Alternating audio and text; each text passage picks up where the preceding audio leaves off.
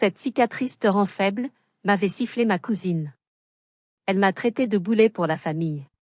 Ils m'ont listée comme une simple invitée à mon propre gala, on dit que j'étais trop fade pour être célébrée. Ils m'ont effacée de toutes les photos de famille. Jusqu'à ce que je monte sur scène, et que je brise leur silence arrogant pour toujours. Je ne voulais pas seulement être vue. Je voulais qu'ils comprennent enfin qui payait la note de leur orgueil. Bonjour à tous, je suis Lazili. Ce que je vais vous raconter aujourd'hui, c'est l'histoire d'une humiliation publique qui s'est transformée en la plus douce des victoires. C'est l'histoire de comment j'ai laissé ma famille creuser sa propre tombe, sourire après sourire, insulte après insulte, avant de les pousser doucement dedans. Mais avant de plonger dans cette tempête bretonne, j'aimerais savoir d'où vous m'écoutez en ce moment. Est-ce qu'il pleut chez vous comme à Saint-Malo ce soir-là? Dites-moi dans les commentaires votre ville et l'heure qu'il est chez vous, j'adore voir jusqu'où voyagent mes histoires. Tout a commencé un vendredi soir de novembre, typique de la Bretagne. La pluie fouettait le pare-brise de ma petite voiture de location alors que je m'approchais du manoir familial, une bâtisse en pierre grise austère, perchée sur les falaises près de Saint-Malo. Pour n'importe qui d'autre, ce lieu évoquerait des vacances, des crêpes et du cidre. Pour moi, c'était le château de Dracula, et ma tante Solange en était le comte assoiffé de sang, ou plutôt, assoiffé de critiques. Je n'étais pas revenue depuis 3 ans. 3 ans à me reconstruire, loin de leur regard jugeur. J'avais choisi ma tenue avec une précision militaire, une robe bleu marine, simple, élégante, avec un dos légèrement échancré. C'était un risque. Je le savais. Dans le bas de mon dos, courant de l'omoplate gauche jusqu'aux vertèbres, se trouvait ma cicatrice. Ce n'était pas une petite égratignure. C'était une ligne irrégulière, nacrée, la marque d'un rocher tranchant qui m'avait ouvert le dos alors que je plongeais pour sauver un enfant emporté par le courant, 3 ans plus tôt. Pour moi, c'était une médaille de courage. Pour ma famille, c'était une difformité. Je suis sortie de la voiture, luttant contre le vent qui hurlait, et j'ai poussé la lourde porte en chêne. L'odeur de cire d'abeille et de feu de bois m'a assailli. Ils étaient tous là, dans le grand salon, un verre de champagne à la main. Leurs rires se sont tus dès que je suis apparue, trempée et frissonnante. Ma tante Solange s'est détachée du groupe. À 62 ans, elle était toujours impeccablement coiffée, ses perles serrées autour de son cou comme pour l'empêcher de dire quelque chose de gentil. Elle m'a scanné de la tête aux pieds, son regard s'attardant avec dégoût sur l'échancrure de ma robe où la cicatrice était visible. « Mon Dieu, Azili !» a-t-elle lancé, sa voix coupant l'air comme un rasoir. Tu aurais pu faire un effort pour cacher cette chose. Bonsoir, tante Solange, ai-je répondu, tentant de garder ma voix stable. C'est juste une cicatrice. C'est une horreur, m'a-t-elle coupé. On dirait une carte routière mal dessinée. Nous avons des invités importants ce week-end, le gratin de Saint-Malo. Fais-moi plaisir, va te changer. Mets un châle, ou mieux, reste dans l'ombre. Cette cicatrice te rend moche, et franchement, ça nous coupe l'appétit. Quelques cousins ont ricané derrière leurs mains. J'ai senti le sang affluer à mon visage, non pas de honte, mais d'une colère froide, ancienne. J'avais 32 ans, j'étais une femme accomplie, mais dans cette maison, je redevenais l'orpheline de 10 ans qu'ils avaient recueillie par obligation, la petite parente pauvre qu'on tolérait mais qu'on n'aimait pas. Je n'ai pas bougé. J'ai soutenu son regard. Je ne changerai pas, tante Solange. Cette cicatrice fait partie de moi. Elle a poussé un soupir théâtral, levant les yeux au ciel comme si je venais de commettre un crime de lèse-majesté. Toujours aussi têtue et sans classe, a-t-elle murmuré assez fort pour que tout le salon l'entende. Ne t'étonne pas si personne ne veut te parler ce soir. Je pensais que c'était le pire moment de la soirée. Je pensais que l'humiliation s'arrêterait là, à cette remarque sur mon physique. Mais je me trompais lourdement. Ce n'était que l'apéritif. Le plat de résistance, servi par ma cousine Gwenaëlle, allait être bien plus indigeste. L'atmosphère dans le salon était devenue aussi lourde qu'un couvercle de plomb. J'ai décidé de me diriger vers le buffet pour me donner une contenance, attrapant un petit four que je n'avais aucune envie de manger. C'est là que j'ai entendu le claquement caractéristique des talons aiguilles sur le parquet. Gwenaëlle. Ma cousine. 35 ans, organisatrice d'événements, autoproclamée reine des relations publiques de la région. Elle est entrée dans la pièce comme si elle possédait l'oxygène que nous respirions tous. Elle portait une robe rouge sang, moulante, coûteuse, et un sourire qui ne montait jamais jusqu'à ses yeux. « Azili !» s'est-elle exclamée. Le ton n'était pas chaleureux. Il était condescendant. Comme on parle à un chien un peu sale qu'on retrouve après une longue absence. Elle s'est approchée, m'a fait la bise sans que ses joues ne touchent les miennes, la fameuse bise aérienne des gens qui ont peur de se salir. « Je ne savais pas que tu viendrais », a-t-elle continué, sa voix portant jusqu'au fond de la pièce. « Maman a dit qu'on t'avait invité par politesse, mais l'on pensait que tu serais trop occupée avec tes algues. C'est ça que tu fais toujours? Gratter des cailloux sur la plage ?» Un rire général a parcouru l'assemblée. C'était leur blague préférée. Mon doctorat en biotechnologie marine, mes années de recherche à l'Ifremer, tout cela était réduit à gratter des cailloux. Je suis biologiste marine, Gwenaëlle. Je travaille sur le séquençage génétique des microalgues pour des applications médicales, ai-je corrigé calmement. Oui, voilà, les algues, a-t-elle balayé d'un revers de main manucuré. Bref, puisque tu es là et que tu ne fais rien d'utile. Elle a attrapé un plateau rempli de verrines vides et sales qui traînait sur une guéridon à côté de moi et me l'a fourré dans les mains. Le geste était si brusque que j'ai failli le renverser. Le personnel du traiteur est débordé. Tu veux bien apporter ça en cuisine? Tu connais le chemin, tu y as passé tellement de temps quand tu étais petite à aider la bonne. Et puis, ça te donnera une occupation, comme tu ne connais personne ici. J'ai regardé le plateau dans mes mains, puis le visage triomphant de ma cousine. Autour de nous, les invités me regardaient. Certains avec pitié, d'autres avec amusement. J'étais redevenu Cendrillon. J'aurais pu jeter le plateau par terre. J'aurais pu lui hurler que je dirigeais une équipe de 20 chercheurs. Mais j'ai vu ma tante Solange qui nous observait depuis le canapé, un petit sourire satisfait aux lèvres. Elle attendait que je fasse une scène. Elle attendait que je prouve que j'étais instable, vulgaire. Alors j'ai souri. Un sourire froid, mécanique. Bien sûr, Gwenaëlle. Si ça peut t'aider à sauver ton organisation défaillante. Son sourire a vacillé une seconde, mais elle s'est reprise vite. Merci, ma chérie. Tu es un ange. Essaie de ne pas casser quoi que ce soit, c'est du cristal, pas tes éprouvettes en plastique. J'ai tourné les talons et j'ai marché vers la cuisine, le dos droit, sentant le poids de ma cicatrice brûler sous leur regard. Dans le couloir, j'ai croisé un oncle éloigné, oncle Loïc. Il m'a vu avec le plateau, a froncé les sourcils, puis m'a tendu son verre vide en passant, sans même me regarder. Tiens, débarrasse ça aussi, veux-tu? Je n'étais pas une invitée. Je n'étais pas une cousine. J'étais un meuble. Une utilité. Une servante invisible. En posant le plateau sur l'évier en inox de la cuisine, mes mains tremblaient de rage. J'ai pris une grande inspiration, humant l'odeur de saumon et d'aneth. Calme-toi, Azili, me suis-je dit. Note tout. Enregistre tout. Le moment viendra. Mais je ne savais pas encore que Gwenaëlle n'en avait pas fini avec moi. Elle avait prévu une mise en scène bien plus cruelle pour s'assurer que je ne lui fasse pas d'ombre, même avec ma robe de souillon. Je suis resté dans la cuisine quelques minutes, le temps de reprendre mon souffle et de laisser mon rythme cardiaque redescendre. J'observais le ballet des traiteurs qui s'affairaient pour le dîner. Eux au moins, ils avaient une raison d'être traités comme du personnel. Moi, j'étais du même sang que ceux qui buvaient du champagne dans le salon. Quand je suis finalement retournée dans la salle de réception, j'ai essayé de me faire discrète, me glissant près d'une fenêtre qui donnait sur l'océan déchaîné. Mais dans une pièce remplie de gens qui cherchent une cible pour se divertir, la discrétion est impossible. Gwenaëlle tenait court au centre de la pièce, un verre de vin rouge grand cru à la main.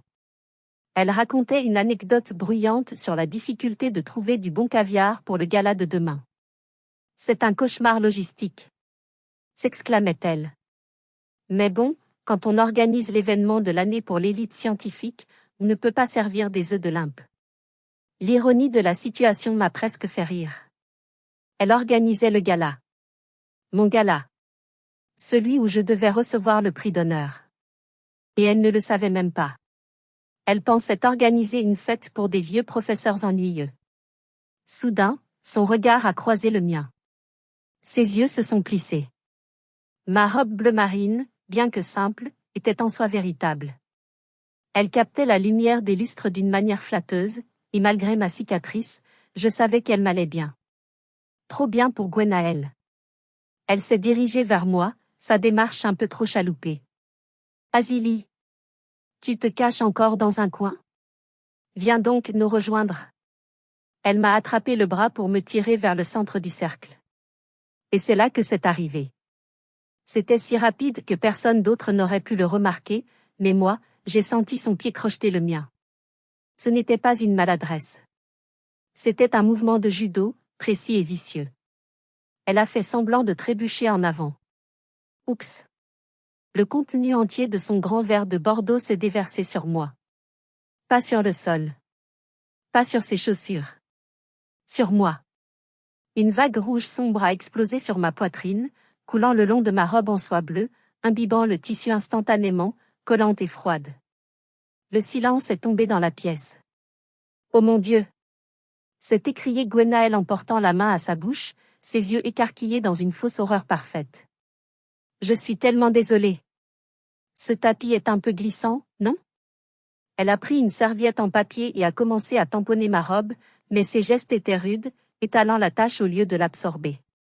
Regarde ce que j'ai fait. C'est une catastrophe. Mais bon. Elle s'est reculée, m'a regardé de haut en bas, et son masque de contrition a glissé une fraction de seconde pour laisser place à un sourire carnassier. Pour être honnête, Azili, cette couleur ne t'allait pas vraiment. Et puis, maintenant tu as une excuse pour te changer. Cette robe mettait trop en valeur ton problème de dos. C'est peut-être un signe du destin pour que tu te couvres un peu plus, non? Autour de nous, les rires ont recommencé. Doucement d'abord, puis plus franchement. Allez, va te changer, a lancé tante Solange depuis son trône. Demande à Madame Kéréver, la gouvernante, si elle n'a pas quelque chose dans les vieux cartons. On ne peut pas te laisser comme ça, tu ressembles à une scène de crime. Humiliée, trempée, collante de vin sucré, je suis montée à l'étage. Je n'avais pas d'autre tenue de soirée. J'ai trouvé Madame Kéréver, une vieille femme gentille qui m'aimait bien. Elle m'a donné ce qu'elle a trouvé, un vieux pull en laine gris, trop large, bouloché au coude, et une jupe noire démodée. Quand je suis redescendue, je ressemblais à une bibliothécaire des années 50 qui aurait perdu le goût de vivre. Ah! C'est beaucoup mieux, a lancé Gwenaëlle en me voyant. Plus authentique. Plus toi, finalement. Mes chers amis, je vous pose la question, qu'auriez-vous fait à ma place? Auriez-vous pris la voiture pour partir? Auriez-vous giflé votre cousine? Dites-moi dans les commentaires ce que vous auriez fait face à une telle méchanceté gratuite. Moi, j'ai choisi de rester. Parce que je savais que le dîner allait révéler encore plus leur vraie nature. Et je voulais que leur chute soit totale. Le dîner a été annoncé par le tintement d'une clochette en argent. La famille s'est dirigée vers la salle à manger principale, une pièce magnifique avec des boiseries anciennes et une vue imprenable sur la mer Noire. Une longue table était dressée, nappée de blanc, étincelante sous les bougies. Il y avait des portes non calligraphiées à la main devant chaque assiette en porcelaine de Limoges. Je me suis approchée, cherchant ma place. J'ai scanné le milieu de table, près de mes oncles et tantes. Rien. J'ai regardé vers les bouts de table. Rien. Gwenaëlle était assise au centre, rayonnante, présidant la soirée. Azili? A appelé un cousin. Je crois que tu es là-bas. Il a pointé un coin sombre de la pièce. Là, coincé entre la porte battante de la cuisine, qui envoyait une bouffée d'odeur de graillon à chaque ouverture, et le couloir menant aux toilettes, se trouvait une petite table pliante, recouverte d'une nappe en papier. Sur cette table, il y avait 3 chaises. 2 étaient occupées par les jumeaux de 5 ans d'une cousine éloignée, qui étaient déjà en train de se battre avec des morceaux de pain. La 3e chaise était pour moi. Mon nom était griffonné sur un bout de carton, Azilise. Ils avaient même réussi à faire une faute à mon prénom, ajoutant un Z inutile à la fin, comme une dernière insulte à mon identité. Je me suis assise. La chaise était bancale. Je devais me tenir droite pour ne pas basculer. De ma place, je voyais le dos de tout le monde. J'étais littéralement exclue du cercle familial, reléguée à la table des enfants et des punis. Le dîner a commencé. Les plats défilaient, homards, foie gras, vin millésimé. À ma table, le serveur, visiblement gêné, a posé les assiettes avec précipitation. Les jumeaux ont renversé leur jus d'orange sur la nappe en papier. J'ai mangé en silence, fixant le dos de la tête de Gwenaël, parfaitement coiffée. Au moment du dessert, tante Solange a tapoté son verre. Silence, s'il vous plaît. Nous avons préparé une petite rétrospective. L'année a été merveilleuse pour notre famille. Regardons ensemble nos meilleurs moments. Un écran de projection est descendu du plafond. Les lumières se sont tamisées. Des photos ont commencé à défiler. Mariage, baptême, vacances aux Seychelles. Des et des hâtes d'admiration fusaient. Puis, une photo est apparue. C'était celle de nos vacances à Saint-Malo l'été dernier, le seul moment où j'avais réussi à venir une journée. Sur la photo originale, je me souvenais très bien d'être debout entre Gwenaël et oncle Loïc, sur les remparts, le vent dans les cheveux. J'ai plissé les yeux. Sur l'écran, Gwenaël et oncle Loïc étaient côte à côte. Il n'y avait personne entre eux. Juste un petit flou bizarre dans les nuages derrière eux. J'avais disparu. Quelqu'un avait pris le temps, l'effort délibéré, d'utiliser Photoshop pour m'effacer numériquement de la photo de famille. C'était un travail grossier, mais le message était clair comme de l'eau de roche. Regardez comme nous sommes beaux. S'est exclamée tante Solange. Une famille unie, saine, rayonnante de succès. Pas une seule fausse note dans ce cadre. Pas une seule fausse note. Je n'étais pas une personne pour eux. J'étais une tâche. Une fausse note qu'on gomme. Un bug qu'on corrige. J'ai senti une boule se former dans ma gorge. Ce n'était pas de la tristesse cette fois. C'était de la réalisation. J'avais passé ma vie à essayer de m'intégrer dans ce puzzle, sans comprendre que j'étais une pièce d'un tout autre jeu. Ils ne m'avaient pas simplement oublié. Ils m'avaient activement supprimé. C'est une belle photo, n'est-ce pas Vasily? A lancé Gwenaël en se tournant vers moi, sa voix mielleuse traversant la pièce. C'est dommage que tu n'aies pas pu venir ce jour-là. Tu étais sûrement occupé avec tes expériences. Elle savait que j'étais là. Elle m'avait parlé ce jour-là. Elle mentait devant tout le monde, réécrivant l'histoire en temps réel. Et personne n'a bronché. Les oncles ont hoché la tête. Les tantes ont souri. J'ai posé ma fourchette. Le bruit du métal contre l'assiette a résonné en moi comme un gong de guerre. Oui, Gwenaël, ai-je répondu doucement, ma voix perdue dans le brouhaha. Très occupée. Mais la soirée des humiliations n'était pas finie. Car après les photos, venaient les vidéos des réussites de l'année. Et j'allais découvrir que mon travail de toute une vie valait moins qu'un ruban coupé dans un supermarché. Les lumières étaient toujours tamisées. L'écran affichait maintenant en lettres dorées, les fans de la famille et Noës étoiles. C'était une tradition de tante Solange, mettre en avant les succès professionnels pour, soi-disant, inspirer les plus jeunes. En réalité, c'était un concours de vanité. La première vidéo a démarré. C'était Gwenaël. On la voyait, ciseaux dorés à la main, coupant le ruban inaugural d'une nouvelle galerie marchande en banlieue. Musique épique, ralenti sur son sourire, gros plan sur ses poignées de main avec le maire adjoint. Bravo! Magnifique! A crié oncle Loïc en applaudissant à tout rompre. Ça, c'est du leadership. Ensuite, une cousine qui venait de lancer une marque de bougies parfumées a eu droit à 3 minutes de présentation. Puis une autre qui avait fini un marathon.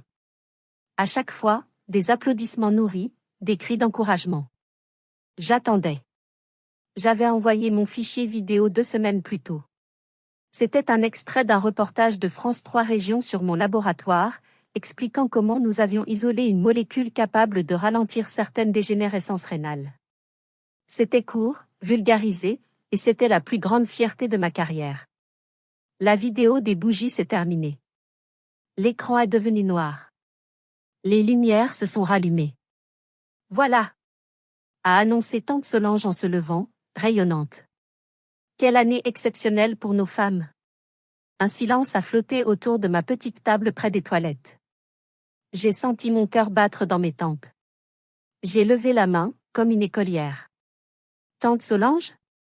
Ai-je demandé, ma voix tremblant légèrement. Elle a fait semblant de ne pas m'entendre, se versant du café. Tante Solange. Ai-je répété plus fort. Elle s'est tournée vers moi, agacée. Quoi encore, Azili? J'avais envoyé une vidéo. Sur le projet Ifremer. Je ne l'ai pas vu passer. Un soupir collectif a parcouru la table principale. Gwenaëlle a pouffé de rire dans sa serviette. Solange m'a regardé avec cette pitié mêlée de mépris qu'on réserve aux simples d'esprit. Ah, oui. Ton fichier. Écoute, ma chérie, on l'a regardé avec Gwenaëlle. Et c'était, comment dire, soporifique. Le mot a claqué comme un fouet. Soporifique? Ai-je répété. C'est une avancée médicale majeure. C'est trop technique, Azili, a intervenu Gwenaëlle, prenant le relais avec son sourire de requin. On voyait des gens en blouse blanche, des microscopes, des graphiques. Franchement, c'était plombant. Ici, on célèbre la réussite, le glamour, l'impact visible. Personne n'a envie de voir des algues moisies pendant qu'on mange de la tarte aux pommes. C'est trop dense. Trop intellectuel pour une fête de famille. On a besoin de paillettes, pas de cours de SVT. Donc, couper un ruban devant un supermarché, c'est du succès, mais potentiellement sauver des vies, c'est de l'ennui? Ai-je demandé, sentant la colère monter. Solange a tapé sa main sur la table. Ne sois pas aigrie, Azili. C'est ton grand défaut. Tu es jalouse parce que Gwenaëlle sait se vendre et pas toi. Tu es une technicienne, une ouvrière de la science. Gwenaëlle est une visionnaire. Accepte ta place et arrête de gâcher l'ambiance avec ton ego mal placé. Ouvrière de la science. C'était donc ça. Pour eux, je n'étais qu'une petite main. Une laborantine obscure. Ils n'avaient aucune idée de qui j'étais vraiment. Aucune idée que le gala de demain, celui que Gwenaëlle organisait avec tant de fierté, était en mon honneur. J'ai baissé les yeux sur mon assiette vide. Vous avez raison, ai-je murmuré. Je suis désolée. Gwenaëlle a souri, satisfaite de m'avoir remise à ma place. C'est oublié. Allez, mange ta tarte. Ils ont repris leur conversation, ignorant la tempête qui se préparait en moi. Mais le coup de grâce n'avait pas encore été porté. Il restait un dernier symbole à profaner, un héritage sacré qu'ils allaient salir sous mes yeux. Le café était servi. L'atmosphère s'était détendue, du moins pour eux. Pour moi, chaque minute était une épreuve d'endurance. C'est alors que la porte du fond s'est ouverte et que l'infirmière a fait entrer grand-mère Yvette dans son fauteuil roulant. Grand-mère avait 90 ans. Son esprit voguait entre le présent et des souvenirs d'avant-guerre. Elle ne reconnaissait plus grand monde, mais elle restait la matriarche, la figure tutélaire de la famille. Tante Solange s'est précipitée vers elle. Maman! Tu es magnifique ce soir. Sur les genoux de grand-mère reposait une petite boîte en velours bleu nuit, usée par le temps. Mon cœur s'est arrêté. Je connaissais cette boîte. Ma mère, la sœur de Solange, m'en avait parlé 1000 fois avant de mourir. Elle contenait la broche en perles et saphirs de l'arrière-grand-mère. C'était une légende familiale. Cette broche ne va pas à l'aîné, disait toujours ma mère. Elle va à celle qui fera le plus honneur au nom de notre famille par son travail et son intégrité. Maman m'avait promis qu'un jour, si je travaillais dur, elle serait à moi. Solange a pris la boîte des mains tremblantes de grand-mère. Elle s'est raclée la gorge pour obtenir le silence. Comme vous le savez, maman n'est plus toute jeune. Elle m'a confié la lourde tâche de transmettre l'héritage familial de son vivant. Elle a ouvert la boîte. La broche a scintillé sous le lustre. C'était un bijou modeste mais d'une élégance rare. Cette broche récompense l'excellence, a continué Solange. Elle récompense celle qui brille le plus fort. Et je crois que nous sommes tous d'accord ce soir pour dire qu'une seule personne mérite cet honneur. J'ai retenu mon souffle. Une part naïve de moi espérait encore. Peut-être savait-il? Peut-être était-ce une blague cruelle avant la reconnaissance? Gwenaël, a dit Solange, la voix tremblante d'émotion théâtrale. Viens ici, ma fille. Gwenaël s'est levée, mimant la surprise avec une fausseté écœurante. Elle s'est approchée. Solange a épinglé la broche sur sa robe rouge. Tu es la fierté de cette famille. Tu es belle, tu es puissante, tu es visible. Tu es tout ce que nous voulons être. Les applaudissements ont éclaté. Gwenaël a essuyé une larme invisible. Merci, maman. Merci, grand-mère. Je promets de la porter à chaque grand événement. À commencer par le gala de demain. J'ai regardé grand-mère Yvette. Elle fixait le vide, un filet de bave au coin des lèvres. Elle ne savait même pas ce qui se passait. On volait son héritage pour nourrir l'ego d'une femme superficielle. Je me suis levée. Ma chaise a raclé le sol dans un bruit strident. Quelques têtes se sont tournées. J'ai marché vers elle. Maman m'avait dit que cette broche récompensait l'intégrité, ai-je dit, ma voix calme mais vibrante. Pas la visibilité. Solange s'est interposée, tel un chien de garde. Ta mère est morte, Azili. Et vu ta carrière stagnante et ton allure, négligée, elle aurait sûrement changé d'avis. Retourne t'asseoir avant de te ridiculiser davantage. Tu gâches le moment de Gwenaël. Gwenaël a caressé la broche, me défiant du regard. C'est vrai, Azili. Cette broche est faite pour la lumière. Pas pour l'ombre d'un laboratoire. J'ai serré les poings si fort que mes ongles ont entamé ma paume. J'ai regardé la broche une dernière fois. Ce n'était plus qu'un bout de métal froid sur le cœur d'une femme sans cœur. Garde-la, ai-je dit. Si tu as besoin d'un bijou pour briller, c'est que tu ne brilles pas assez par toi-même. Un hoquet de stupeur a parcouru la salle. Solange est devenue pourpre. Sors, a-t-elle sifflé. Va dans ta chambre. Je suis sortie, non pas comme une enfant punie, mais comme un soldat qui quitte le champ de bataille pour préparer l'arme nucléaire. Ils voulaient de la lumière? Ils allaient en avoir. Demain, au gala, j'allais allumer un projecteur si puissant qu'il brûlerait tous leurs mensonges. La nuit a été courte. J'ai dormi dans la petite chambre de bonne sous les combles, écoutant le vent hurler, visualisant ce qui allait se passer le lendemain. Le matin du gala, la famille s'est déplacée à l'hôtel Le Grand Large, à Saint-Malo, où nous devions nous préparer avant l'événement du soir. J'étais assise dans un coin du hall, relisant mes notes pour mon discours dans mon vieux carnet en cuir usé. C'était mon compagnon de route, rempli d'équations, de schémas d'ADN et de brouillons de demandes de subventions. J'ai dû m'absenter une minute pour répondre à un appel urgent de mon assistant. J'ai laissé le carnet sur la table basse. Quand je suis revenue, Gwenaël était là. Elle tenait mon carnet. Elle l'avait ouvert. Je me suis figée. Sur la première page, il y avait le tampon officiel de l'Institut national, projet Poséidon, directrice des recherches, Dr Azili Le Guen. Juste en dessous, il y avait le plan de table du gala de ce soir, avec mon nom sur la loge d'honneur. Elle lisait. Je voyais ses yeux parcourir la page. Je voyais son front se plisser. Elle a lu « Directrice ». Elle a lu « Prix d'excellence ». Pendant une seconde, j'ai cru qu'elle allait comprendre. J'ai cru qu'elle allait se tourner vers moi et demander « C'est vrai ?» Mais Gwenaël a fait quelque chose qui m'a glacé le sang. Elle a levé les yeux, m'a vu approcher. Une lueur de panique a traversé son regard, vite remplacée par un déni féroce. Elle a claqué le carnet. Tu devrais arrêter d'écrire des fanfictions sur ta vie, Azili, a-t-elle dit d'une voix un peu trop aiguë, en jetant le carnet sur la table comme s'il brûlait. S'inventer des titres de directrice dans un journal intime, c'est pathologique. Tu as besoin d'aide. Elle avait vu la vérité. Et elle avait choisi de la rejeter parce qu'elle menaçait trop son monde. Elle préférait croire que j'étais folle plutôt que d'admettre que j'étais supérieure. À ce moment précis, une dame élégante, d'une 50aine d'années, traversait le hall. C'était Madame Le Gall, la femme du maire de Saint-Malo. Gwenaël s'est immédiatement redressée, affichant son sourire commercial. Elle a levé la main pour la saluer. Madame Le Gall. Quel plaisir de...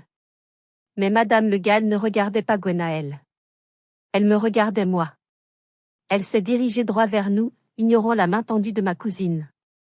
Elle s'est arrêtée devant moi, moi dans mon pull gris et mon pantalon simple. Docteur Le Guen? A-t-elle demandé avec une déférence incroyable. J'ai hoché la tête. Bonjour, madame. Je voulais juste vous dire, merci.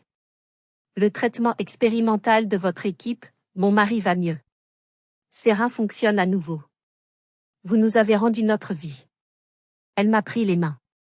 Ses yeux étaient humides.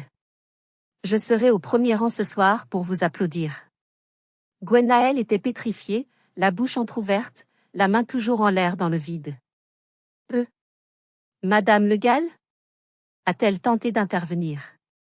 Vous devez confondre. C'est ma cousine Azili, elle travaille juste dans un labo, elle. Madame Le Gall s'est tournée vers Gwenaël, son visage devenant de marbre. Je sais très bien qui elle est, mademoiselle. La question est, savez-vous qui vous avez en face de vous? Elle s'est retournée et est partie. Gwenaël s'est tournée vers moi, le visage pâle. Tu l'as payé? C'est ça? Tu as payé une actrice pour m'humilier? Tu es incorrigible, Gwenaël, ai-je soupiré en reprenant mon carnet. Elle refusait toujours de voir. Le déni est une drogue puissante. Mais ce soir, l'overdose était inévitable. Et vous, honnêtement, comment auriez-vous réagi à sa place? On veut vraiment lire vos avis dans les commentaires, parce que chaque point de vue compte. Dites-nous aussi de quelle ville ou de quel pays vous nous regardez. Et surtout, ne partez pas, l'histoire est encore loin d'être terminée, ce qui arrive ensuite risque de totalement vous retourner. Le palais du Grand Large scintillait de mille feux. C'était une soirée magnifique. Gwenaël avait fait du bon travail, je devais l'admettre. Les décorations sur le thème de l'océan étaient superbes. Dommage qu'elle ait construit cette scène pour sa propre exécution. La famille est arrivée en grande pompe. Tante Solange portait une robe à paillettes, oncle Loïc son smoking, et Gwenaël portait la broche volée comme un trophée de guerre.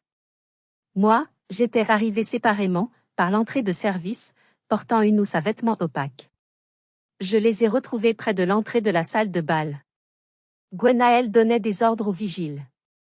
Et assurez-vous que les « indésirables » ne montent pas sur l'estrade VIP, disait-elle en me jetant un regard en biais.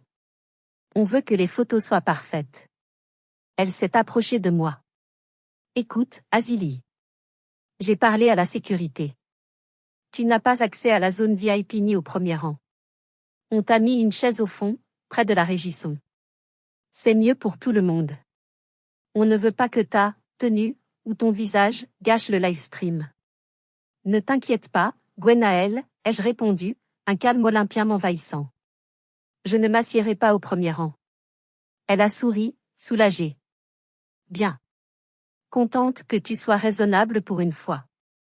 Profite du buffet, c'est sûrement la meilleure nourriture que tu mangeras cette année.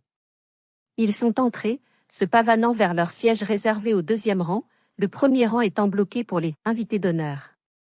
Ils se sont assis, ont pris des selfies, ont ri. Ils ne se sont même pas demandé pourquoi le premier rang restait vide. Je suis allée dans les loges. Mon équipe m'attendait. Ma maquilleuse, mon assistante, et le professeur Kerviel, mon mentor. Vous êtes prête, directrice?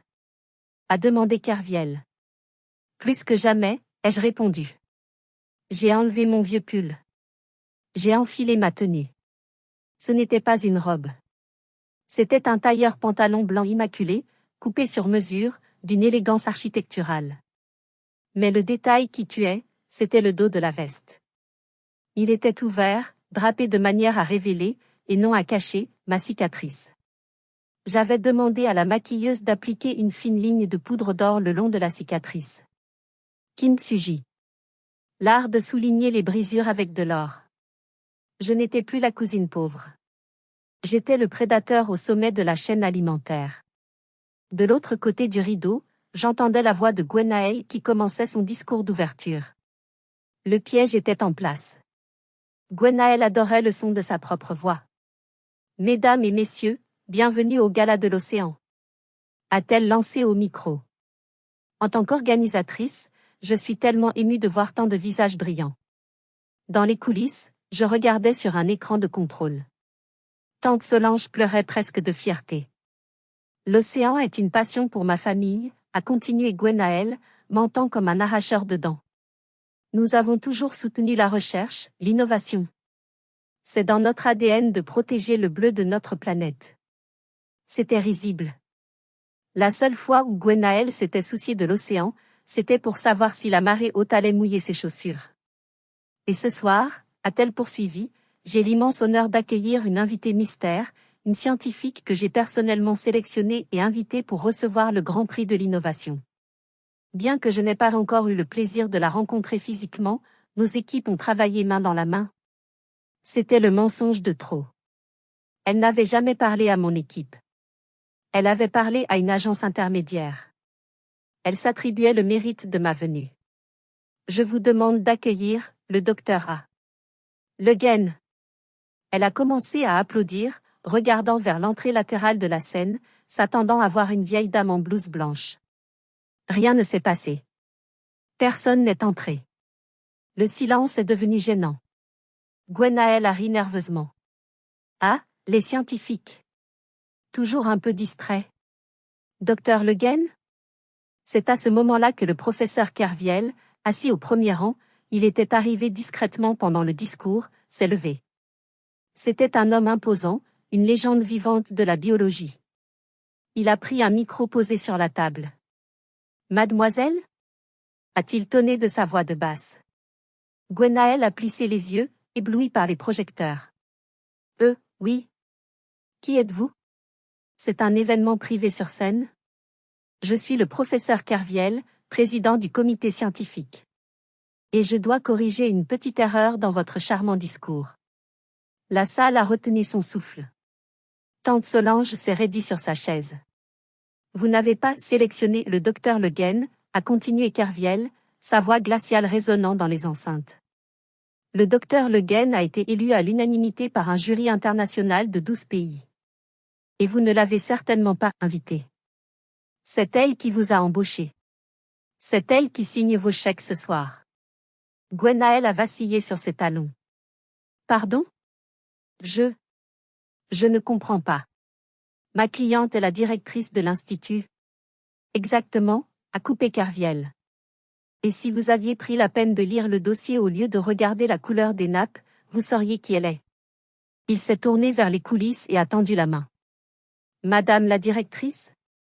C'est à vous. La musique a changé. Ce n'était plus la musique d'ascenseur choisie par Gwenaëlle. C'était une musique puissante, orchestrale. Les lumières ont balayé la scène. Et je suis entrée. J'ai marché lentement. Le bruit de mes talons sur le parquet de la scène résonnait comme des coups de marteau. Tac. Tac. Tac. Je suis sortie de l'ombre. Le tailleur blanc captait la lumière comme une armure de lumière. Je me tenais droite, immense. J'ai vu le moment précis où ma famille m'a reconnue. Tante Solange a lâché son verre de champagne. Il s'est brisé sur le sol, mais personne n'a fait attention au bruit. Sa mâchoire s'est décrochée. Ses yeux sortaient de leurs orbites. Gwenaëlle, elle, a reculé d'un pas, manquant de tomber de l'estrade. Elle a porté la main à sa bouche, puis à la broche volée, comme pour se protéger. Elle était blanche comme un linge. J'ai traversé la scène jusqu'au pupitre. Gwenaëlle était toujours là, pétrifiée. Je l'ai regardée droit dans les yeux. Je n'ai pas souri. J'ai juste tendu la main vers le micro qu'elle tenait encore, ses jointures blanches. Je vais prendre ça, Gwenaëlle, ai-je dit. Ma voix était douce, mais amplifiée par le système son, elle a claqué comme le tonnerre. Elle a lâché le micro comme s'il était brûlant et s'est écartée, tremblante. J'ai fait face à la salle. 500 personnes. L'élite de la région. Et au deuxième rang, ma famille, anéantie. Bonsoir, ai-je commencé. Merci, professeur Kerviel. Et merci, Gwenaëlle, pour cette introduction, créative. Quelques rires ont fusé dans la salle. Gwenaëlle voulait disparaître sous terre. Il y a une certaine ironie à être ici ce soir, ai-je continué, mes yeux fixés sur tante Solange. On m'a dit récemment que je n'étais pas faite pour la lumière. On m'a dit que mon travail était ennuyeux, dense, invisible. On m'a dit que je devrais avoir honte de mon apparence. Je me suis tournée, exposant mon dos à la salle, et surtout, à ma famille. L'écran géant derrière moi a projeté l'image de mon dos en gros plan. La cicatrice, soulignée d'or, brillait. C'était magnifique. C'était de l'art. Un murmure d'admiration a parcouru la foule. Cette cicatrice, ai-je dit en me retournant, je l'ai eue en sauvant une vie. Ma famille appelle ça une faiblesse. Moi, j'appelle ça la preuve que j'ai survécu.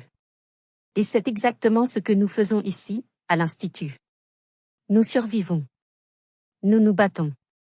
Nous transformons les traumatismes en force. J'ai vu des larmes couler sur les joues de Madame Le Gall au premier rang. J'ai vu oncle Loïc baisser la tête, incapable de me regarder. Mais Solange et Gwenaëlle me fixaient toujours, avec un mélange de haine et de terreur pure. Elles savaient que je tenais le micro. Et elles savaient qu'elles étaient à ma merci. J'ai continué mon discours sur la science, sur l'avenir. J'étais dans mon élément. J'étais puissante. J'étais compétente. Tout le contraire de ce qu'elles avaient toujours dit de moi. Puis, est venu le moment de conclure. J'ai sorti une feuille de papier de ma poche. Avant de terminer, j'ai une annonce administrative à faire concernant les subventions régionales pour l'année à venir. En tant que nouvelle présidente du comité d'attribution des fonds, j'ai passé ma matinée à revoir les dossiers. J'ai vu Gwenaëlle se figer. Elle savait. Elle avait déposé un dossier énorme pour sa société d'événementiel, espérant décrocher le contrat exclusif de l'Institut pour les 5 prochaines années. C'était le contrat qui devait sauver sa boîte de la faillite. Nous avons reçu de nombreuses propositions excellentes, ai-je dit. Mais nous avons aussi reçu le dossier numéro 405B, Agence G-Events. Le nom de la société de Gwenaëlle a résonné dans la salle. Tous les regards se sont tournés vers elle, qui se tenait encore sur le côté de la scène comme une âme en peine. Ce dossier demandait 200 000 € de fonds publics pour promouvoir l'image de la science. Malheureusement, j'ai dû le rejeter ce matin. Un silence de mort. Gwenaëlle a émis un petit bruit étranglé. La raison est simple, ai-je poursuivi implacablement. Le dossier manquait, comment dire, d'intégrité. Il privilégiait les paillettes sur le fond. Il était, pour citer une experte en la matière, trop superficiel. Et ici, nous valorisons la substance. Nous valorisons le travail de l'ombre. Nous valorisons ceux qui ne trichent pas sur les photos de famille. J'ai laissé cette phrase planer. C'était une attaque chirurgicale. Personne d'autre ne comprenait la référence aux photos, mais pour ma famille, c'était une bombe nucléaire. Donc, Gwenaëlle, je suis au regret de t'informer publiquement, puisque tu aimes tant la visibilité, que ta demande est refusée. Définitivement. Gwenaëlle a éclaté en sanglots. De vrais sanglots cette fois, laids et bruyants. Elle s'est enfuie de la scène en courant, trébuchant sur sa robe rouge, sous les regards choqués de tout le Saint-Malo mondain. Tante Solange s'est levée, furieuse, prête à crier, mais Madame Le Gall, assise devant elle, s'est retournée et lui a lancé un regard si méprisant que ma tante s'est assise, vaincue. J'ai souri. Un vrai sourire. Merci à tous. Profitez de la soirée. C'est moi qui régale. J'ai lâché le micro. Non, je ne l'ai pas lâché. Je l'ai posé doucement, avec le contrôle absolu de celle qui n'a plus rien à prouver. Les applaudissements ont été assourdissants.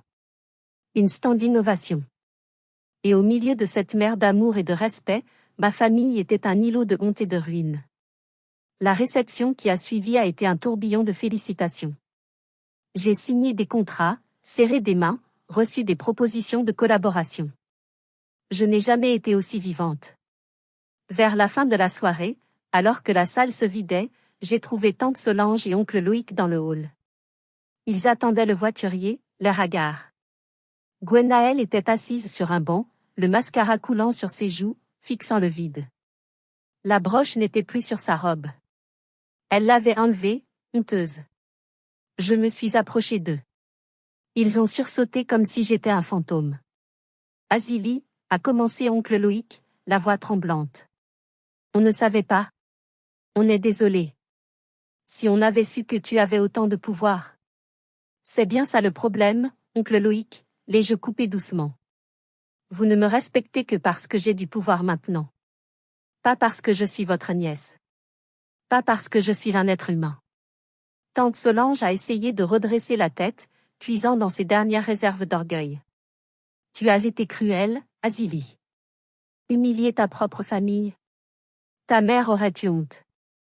Ma mère aurait eu honte de voir sa sœur voler son héritage pour le donner à une menteuse, ai-je répliqué sèchement. J'ai sorti une enveloppe de mon sac à main. Tenez. Solange l'a prise avec méfiance. Qu'est-ce que c'est? C'est le remboursement. Pour l'hôtel, pour le dîner d'hier, pour tout ce que j'ai coûté à cette famille depuis que vous m'avez recueilli. J'ai calculé avec les intérêts. Je ne vous dois plus rien. Pas un centime. Pas une minute de mon temps.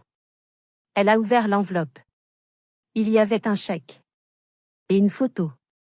La photo originale de Saint-Malo, celle où j'étais encore présente, souriante, vivante. Gardez la photo, ai-je dit. Pour vous rappeler qu'un jour, vous aviez une nièce qui vous aimait. Et que vous l'avez effacée vous-même. Je me suis tournée vers Gwenaël. Et pour la subvention, réessaie l'année prochaine. Mais apprends d'abord à écrire un dossier sans faute d'orthographe sur mon nom. Je suis sortie dans la nuit fraîche de Saint-Malo. La pluie avait cessé. Le ciel était clair, piqué d'étoiles. Ma voiture m'attendait, mais je n'étais plus seule.